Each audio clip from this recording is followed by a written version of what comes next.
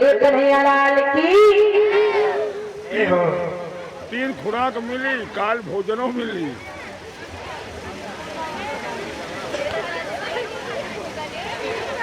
महाराज जी कहते 3 बार प्रसाद मिलेगा भी और कल भोजन की भी व्यवस्था है। बाराती जनाती सब। आइए इधर क्या हुआ? अच्छा ये बताओ कथा आपने कहाँ छोड़ी थी? फ्रूटी पिए चली है।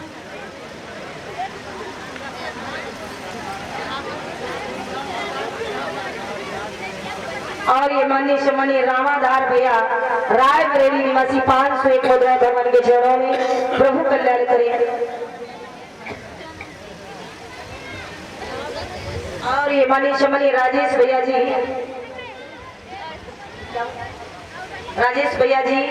51 मुद्रा भगवान के चरणों में प्रभु कल्याण करें सदैव शत मार्ग में। और ये रिया बिटिया 101 मुद्राएं भगवान के चरणों में प्रभु कल्याण करें सदैव शत मार्ग में। इधर नाम बुलाना तो इधर आना। हाँ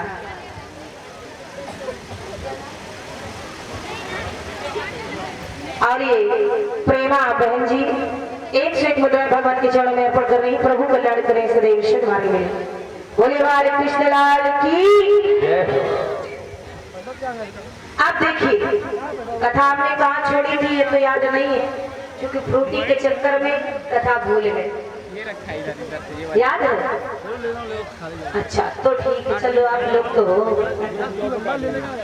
अब देखिए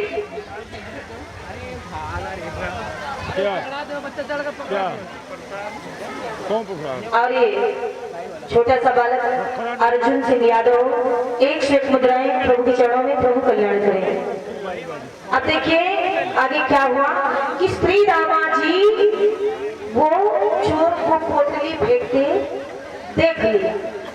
उधर उस पोटली में जो चने थे उस मैया ने श्राप दे दिया कि ऐसी दुष्टता दिखाई है कि मेरे भगवान का भोग ले गया। जो इन चनों को खाएगा या पाएगा वो स्त्रीहीन हो जाएगा। स्त्री माने लक्ष्मी धनहीन। श्री रामा ने देख लिया जान लिया श्री रामा साधारण नहीं थे। अरे वो ब्राह्मण थे और बड़े ज्ञानी थे बड़े विद्वान थे। तो क्या हुआ एक दिन घर में कुछ ईंधन वगैरह नहीं था। भैया ने कहा जाओ लाला कुछ लकड़ियां तोड़ लाओ। दोनों कूद गए। जाने लगे तो भैया ने कहा कन्हैया अरे वो श्री रामा इधर आओ। दोनों बालक गए तो वही पोटली दे दिया भैया ने। देखा रखी है बच्चे भूखे होंगे तो पा लेंगे तो वही चने उठाकर दे दिए। अब दोनों बालक चल दिए चने लेकर। अब रास्ते में लकड़ियां तोड़ी बड़ी जोर की आंधी तूफान आया जल वृष्टि हुई।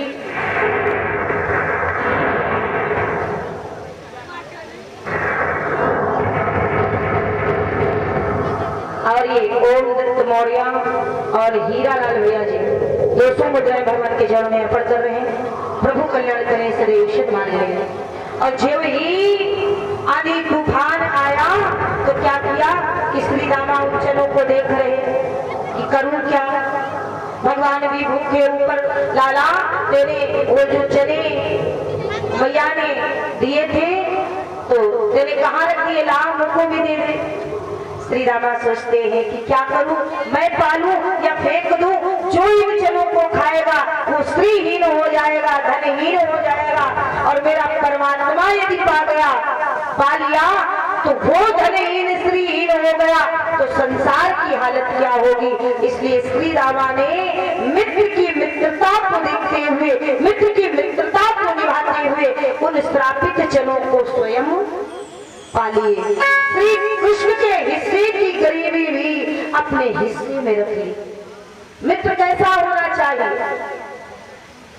मित्र ऐसा ना हो कि घर में धन ताक ले बहन बेटियों को देखने लगे। ऐसा मित्र नहीं। मित्र ऐसा हो कि मित्र के बराबर खड़ा हो, मित्र को दुख हो सुख हो साथ खड़ा हो और हमेशा यही कहे, ना कोई छोटा ना कोई बड़ा, मित्र मित्र होता है वो चाहे जैसा हो। जय बोलिए व्यास भगवान की मित्रता हमें श्री कृष्ण श्री रामा जैसी सोचनी चाहिए, देखनी चाहिए, सुननी चाहिए कि कैसी मित्रता हो। अब के ऐसे कैसे मित्र हैं? अब के ऐसे मित्र हैं उनके उल्टे दौर और अंदर से कुछ और है, बाहर से कुछ और ऐसे मित्र ना हो। मित्र बहुत सोच समझकर बनाना चाहिए।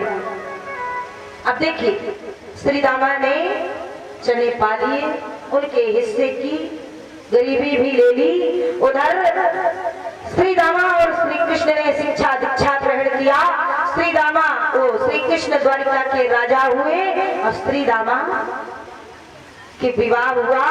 पत्नी का नाम सुशीला, कई पुत्र हुए, टूटी टूटी मड़ैया है, एक धोती है, आधी पहनते तो आधी सुखाते, एक टाइम भोजन मिलता तो दूसरे टाइम का आता पता नहीं रहता कि भोजन मिलेगा भी कि नहीं। लेकिन श्री रामा ने कभी भगवान का नाम नहीं छोड़ा, कभी धैर्य नहीं छोड़ा।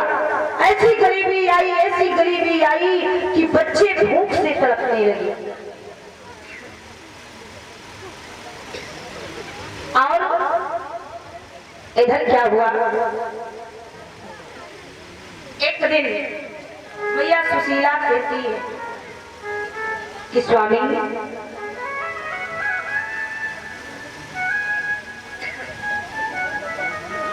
क्या करूं, बच्चों को श्री रामा के बच्चों को भूख लगती तो रोने लगते।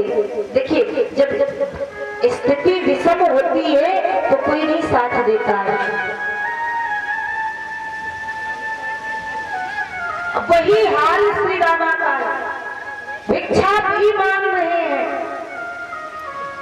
अब कहीं हर दिन जाएंगे तो भिक्षा भी नहीं दे रहे, हर दिन वहीं खड़े हो जाते तो लोग डांटने लगते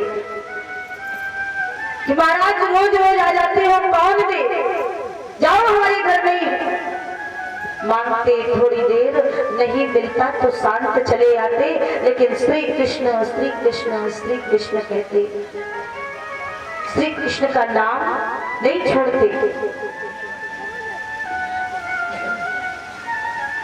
भगवान द्वारिकाधीश द्वारिका में बैठे बैठे देख रहे थे कि मेरे मित्र के पास कितनी स्थिति विषम है कि भूख से बच्चे व्याकुल हो रहे, लेकिन मेरा मित्र मेरा नाम नहीं छोड़ रहा। द्वारिका में मैया रुक्मणी 56 भोग लेकर के आई, सो भगवान के नेत्र बंद और नेत्रों से अश्रु बह रहे। मैया रुक्मणी ने कहा प्रभु क्या बातें है, क्यों रुदन कर रहे हो? कहा क्या बताओ रुक्मणी, मेरा मित्र भी है और मेरा भक्त भी, ऐसा भक्त है कि नाम मेरा हर पल लेता है, और मित्र ऐसा है कि हमें याद तो करता है लेकिन कभी ये नहीं कहता कि श्री कृष्ण मेरे कष्टों को हर लो। कभी ये नहीं कहता कि कृष्ण मेरे कष्टों को हरो, मेरी गरीबी को दूर करो, लेकिन नाम हमेशा लेता है। अच्छा श्री रामा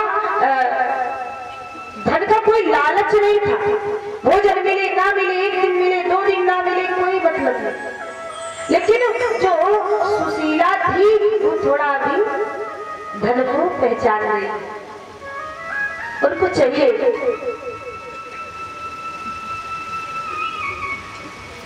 मैया रुक्मणी कहती है कि प्रभु नहीं है उनके पास तो तुम्हारे मित्र हैं, जाओ चले जाओ, चाहे जितना दे दो।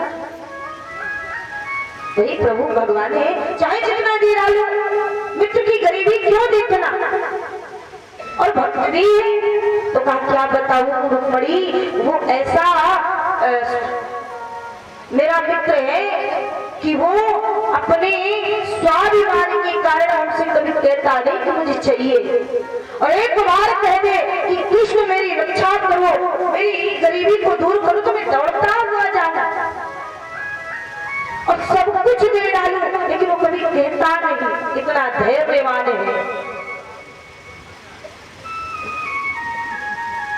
मैया रुक्मिणी कहती है तो प्रभु ऐसा करो कि रूप बदल के जाओ और सुशीला को समझा दो। सुशीला करेगी।